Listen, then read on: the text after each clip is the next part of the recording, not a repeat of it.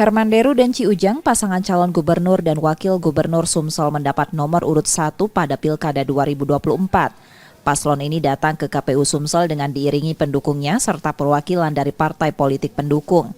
Hermanderu menyatakan nomor 1 merupakan lambang kekompakan, kebersamaan sekaligus solidaritas seluruh tim untuk meraih kemenangan. Deru berharap seluruh timnya dapat lebih bersemangat memenangkan paslon nomor urut 1 ini. Kampanye yang dimulai pada 25 September 2024, Deru bilang lebih pada pendekatan ke masyarakat sesuai budaya dan adab di Sumatera Selatan. Satu adalah melambangkan kekompakan, kebersamaan, soliditas, dan kemenangan. Mudah-mudahan semua tim semakin semangat untuk dapat berjuang meraih kemenangan itu dengan menyatukan semua pikiran dan langkah. ADCU menyala.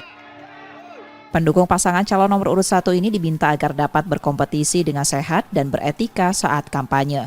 Reski Oktora, Muklas Diferensial Kompas TV, Palembang, Sumatera Selatan.